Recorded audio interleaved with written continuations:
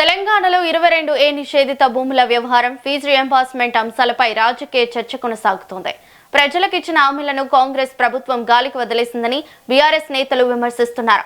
BRS హయాంలో ప్రజలకు అనేక హామీలు, పథకాలు అమలు చేశామని కాంగ్రెస్ ప్రభుత్వం ఏం చేసిందని ప్రశ్నిస్తున్నారు. ప్రభుత్వాలు మారినా ప్రజలకు చేయాల్సిన పనులు కొనసాగించాల్సిన బాధ్యత ఉంటుందని అన్నారు. ఇక బీజేపీ కాంగ్రెస్ ఒకటేనని ఆరోపిస్తున్న బీఆర్ఎస్ నేత తక్కెలపల్లి రవీంద్రరావుతో మా ప్రతినిధి లహరి ఫేస్ టు ఫేస్. ప్రస్తుతం నేను బీఆర్ఎస్ భవన్లో ఉన్నాను. బీఆర్ఎస్ నాయకులతో మాట్లాడుతున్నాం. ఎందుకంటే ప్రజెంట్గా ఎక్కడ చూసినా కూడా ఒక సంచలనంగా మారింది ఈ 22A నిషేధిత భూముల గురించి, అలాగే ఫీజు రియంబర్స్మెంట్ విషయం. ఫీజులు బకాయిలు అలాగే బీజేపీ లోడాయని కూడా నిన్నటి నుంచి కూడా ఎంపీ అధ్యక్షుడు బీజేపీ అధ్యక్షుడు రామచంద్రరావు కూడా దీక్షలో ఉన్నారు. సో దీని గురించి పూర్తి డీటెయిల్స్ చెప్తున్నాం. సార్ నమస్తే. సో ప్రజెంట్ రాష్ట్ర వ్యాప్తంగా కూడా ఒక సంచలనమైనది 22A భూమి విషయము, అలాగే ఫీజు రియంబర్స్మెంట్ విషయం. ఈ ఫీజు రియంబర్స్మెంట్ విషయంలో అయితే బీఆర్ఎస్ హయాంలో ఉన్నప్పుడు 8,000 కోట్ల వరకే కూడా పెండింగ్లో ఉన్నాయి. సో వాటిని క్లియర్ చేయలేదు. సో కాంగ్రెస్ ప్రభుత్వం గ్రీన్ ఛానల్ ద్వారా మేము 300 కోట్ల ద్వారా విడతల వారీగా రిలీజ్ చేస్తాము, మీరు ఎందుకు తొందర అని చెప్పేసి బీఆర్ఎస్ని ఆరోపించకుండా మా తీరునే ఎందుకు ఎండగడతారంటూ కూడా కాంగ్రెస్ నాయకులు అంటున్నారు. దీనికి మీరేమంటారు?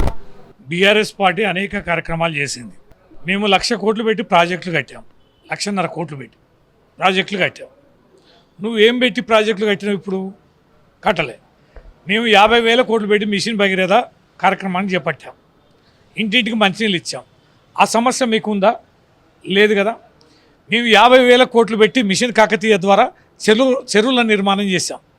ఇవాళ చెరువులు తుమ్ములు బాగు చేసే అవసరం మీకుందా? లేదు కదా. మేము 1,35,000 కోట్లు పెట్టి విద్యుత్ ఉత్పాదన ఇన్ఫ్రాస్ట్రక్చర్ ఇచ్చాం, ఎన్నో సబ్స్టేషన్ల నిర్మాణం చేశాం. ఇవాళ మీరు సబ్స్టేషన్లు కడుతున్నారా? సబ్స్టేషన్ల నిర్మాణం జరుగుతున్నదా? పోల్లు ఇస్తున్నారా? ట్రాన్స్ఫార్మర్లు ఇస్తున్నారా? అంటే మౌలిక సదుపాయాలకు సంబంధించిన అతి కీలకమైన పెట్టుబడులని మా పరిపాలనలో జరిగాయి.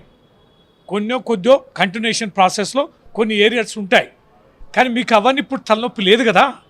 కానీ మేము కరోనా లాంటి మహమ్మారిని 2.5 ఏళ్ళు ఎదుర్కొని, డిమానిటేషన్ లాంటి మహమ్మారిని కూడా మేము ఎదుర్కొని 9 సంవత్సరాల్లో 4 సంవత్సరాల కష్టకాలాలను అధిగమించి దేశంలో అగ్రగామి అయినాం కదా.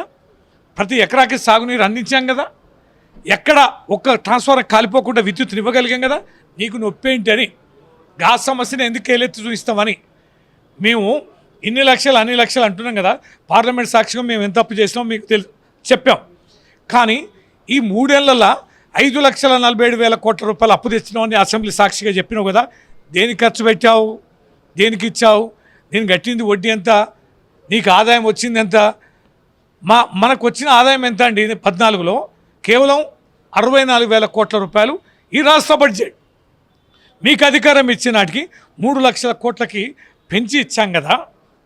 ఏది అయినా ఇవన్నీ తెలియక హామీలు ఇచ్చావా?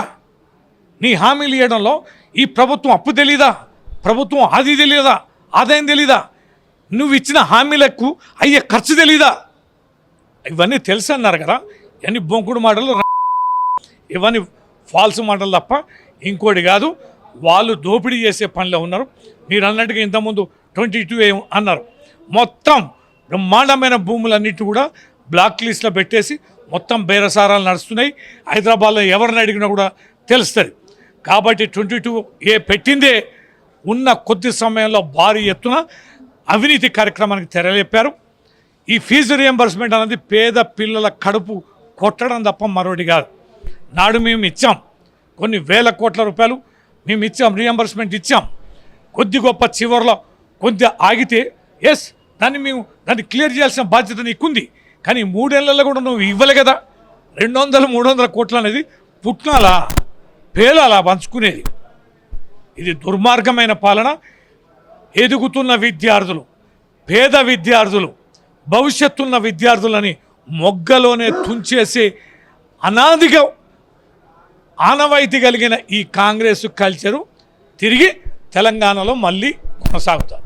ఇప్పుడు ఫీజుల గురించి విద్యార్థుల కోసం, విద్యార్థులకు న్యాయం జరగాలని బీజేపీ పోరాటం చేస్తుంది. మీరు జంజీలు అంటారు. మరి జంజీల కోసం మీరేం చేస్తారు? బీఆర్ఎస్ పొద్దున లేస్తే మేము పనిచేసేదే యువత కోసం, విద్యార్థుల కోసం, ప్రజల కోసం, రైతాంగం కోసం, ఉద్యోగుల కోసం, అందరి కోసం చేస్తేనే కదా తెలంగాణ నెంబర్ 1 అయింది. బీజేపీ మునగాని రాష్ట్రం అయితే దేశంలో మొత్తం ఇట్టెందుకు అవుద్ది? దేశం మొత్తం అట్టుడికిపోతుందండి. ఈ దేశంలో ఎక్కువ రాష్ట్రాలు పరిపాలించేది ఏ పార్టీ? బీజేపీ కదా. మరి బీజేపీ రాష్ట్రం ఎందుకు అట్టుడికిపోతుంది? దేశంలో రాష్ట్రాల్లో మీరే, కేంద్రంలో మీరే, 15 ఏళ్ళ సుదీర్ఘ పాలన మీరే. కనుక ఈ దేశం వెనుకబాటు కారణం మీరే. ఈ దేశంలో రూపాయి నానాటికి దిగజారిపోతున్న దానికి కారణం మీరే. ద్రవ్యోల్బణానికి కారణం మీరే. స్థూల ఉత్పత్తి తలసరి ఆదాయం తగ్గిపోవడానికి కారణం మీరే. పూర్తిగా ఈ దేశాన్ని అధోగతిలోకి నెట్టబడుతున్న బీజేపీ పైన వస్తున్న వ్యతిరేకతని కవర్ చేసుకోవడంలో కార్యక్రమంలో భాగంగా కంటి తుడుపు చర్యలు బీజేపీ రాష్ట్ర కార్యాలయంలో అధ్యక్షుడు కూర్చొని చేసే దీక్ష అనేది ఇది ప్రజలు మెచ్చేది కాదు, ప్రజలకు నచ్చేది కాదు, ప్రజాక్షేత్రంలో నిలిచేది కాదు. ప్రజాక్షేత్రంలో కూలిపోతున్న నావని కాపాడుకొని చేస్తున్న కంటి తుడుపు చర్యలు తప్ప మరొకటి కాదు. Thank you sir. సో ఇప్పుడు ప్రజెంట్గా ఉన్నటువంటి ఏదైతే ప్రజల కోసం కావచ్చు, ప్రజల కోసం చేస్తున్నటువంటి ఏ క్షేమమైనా సరే ప్రజల పక్షాన నిలబడేది మాత్రం బీఆర్ఎస్ ప్రభుత్వమే అంటూ కూడా బీఆర్ఎస్ నాయకులు చెప్తున్నారు. ప్రజెంట్ ఫీజు రియంబర్స్మెంట్ విషయంలో అయితే బీజేపీ పోరాటం చేస్తుంది. కేవలం తమ పార్టీని కాపాడుకోవాలని, తమ పార్టీని చూపించుకోవడానికి మాత్రమే వారు పైపైకి మాత్రం నటిస్తున్నారంటూ కూడా బీఆర్ఎస్ ఆరోపిస్తున్నటువంటి విషయము. అలాగే 22A పైన కూడా కాంగ్రెస్ చేస్తున్నటువంటి అరాచకాన్ని కూడా ప్రజలు అడ్డుకోవాలి, ప్రభుత్వాన్ని అడ్డుకోవాలి అంటూ కూడా వారు ఆరోపిస్తున్నటువంటి వర్షం. కెమెరా పర్సన్ తరుణ్తో లహరి, బీఆర్ఎస్ భవన్ నుంచి.